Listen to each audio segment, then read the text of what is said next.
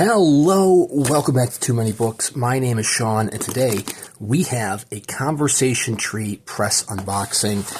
This is an exciting one. This is There Will Come Soft Rains, plural, or There Will Come a Soft Rain. I think it's the former, with plural rains, by Ray Bradbury, which is a short story originally published in the Martian Chronicles, but handled poignantly here as a standalone, as given the very, very tiny fine press treatment by Conversation Tree Press. Now, this is the second in the short stops line that they're doing, which is going to be bringing focus and bringing a special treatment to short stories. They did one a couple months ago, which was The Paper Menagerie by Ken Liu. Look at that, though. Quarter-bound in cloth with exquisite hand-marbled papers there by Daniela P. I'm saying P because I don't remember her full last name. I apologize, Daniela. But, of course, very nice end papers as well. Now, I am still playing catch-up with a lot of the unboxings that I had missed over the past 2 weeks. But this one had to get bumped up the list. So I've been trying to unbox these, upload these unboxings in the order the boxes came in. But, hey, you know, this one just went on sale the other day. Sold out immediately within 8 minutes, and just like all of the short stop titles from Conversation Tree, they ship immediately. So it's like, well, I have to unbox it immediately then. We have a beautiful frontispiece here by Guillem Pongiluppi. Now, I don't think I've read this short story, which is kind of funny. So I keep when I heard about the short story, There Will Come Soft Rains, which is named after the Sarah Teasdale poem from Flame and Shadow, as I just beat the hell out of my own book. When I hear that title, I actually envision another Ray Bradbury short story, All Summer in a Day, which is a different short story. There was one that comes to mind where it's a bunch of school children on Venus, and there's no sunlight on Venus, and there's an opportunity to see sunlight at once every, 12 years or something like that. It's a rare phenomenon. And I remember that being made into a short film. And I distinctively remember that. And when I hear this title, I think it's that one. But it's not that one. The one I'm thinking of is All Summer in a Day, which I love that one. This short story tells of a house.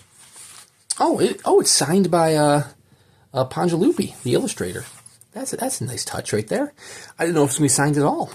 I don't recall. I mean, I must have said online that it was signed, but I don't recall. This short story deals with a futuristic, almost post-apocalyptic, one might say, a world in which humans are not around. This tells the story of a house.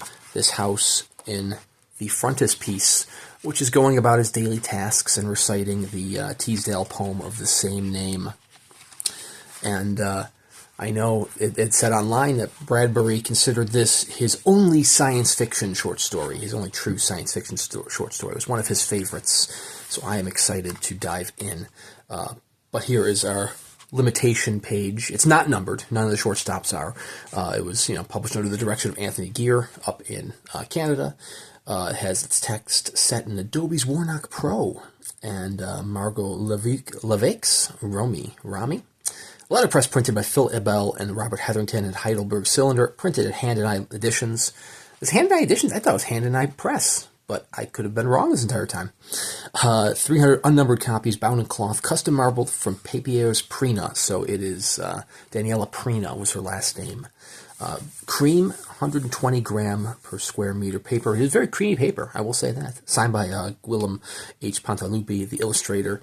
Obviously, Ray Bradbury not around to sign it himself. But hey, Bradbury has a million signatures out there. I'm sure you could probably, track down a Bradbury bookplate and accompany your copy if you so desired. This was limited to 300 copies. First rights of refusal went to those who had the rights through Solaris, of which I was one of them, so I bought it in that little 48-hour pre-order period. I think there were like 150 left that made it to public sale, so I think pretty much everybody who had the numbered rights bought it. Well, minus, I guess, 26 people, because they all would have had lettered rights, and they would have bought it too. So, I mean, 150 number plus 26 lettered. If you're only selling, 150, 26 people must have, around 26 people must have skipped it. But the remaining 150 copies sold out within 8 minutes. It was a very quick sale. I don't know what title is next for Conversation Tree Press, but they do have another shortstop that is waiting in the wings. I believe the website said the next one should be the end of February. So, here we are in the middle of February. Another 10, 11 days perhaps will be the next shortstop's title.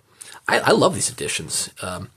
So the Paper Menagerie was a gorgeous edition. I did an unboxing on my channel for that, and then Jake Goldberg at Radical Folios provided me with a slipcase for it. Ultimately, I don't know that I'm going to continue getting slipcases for the shortstops. I mean, Goldberg's slipcases are incredible, nice 3D printed slipcases, but I think as I get more of these titles, they might look very nice kind of side by side on a bookshelf. I actually have some similar trim size titles from No Reply Press. I think these will go along great with.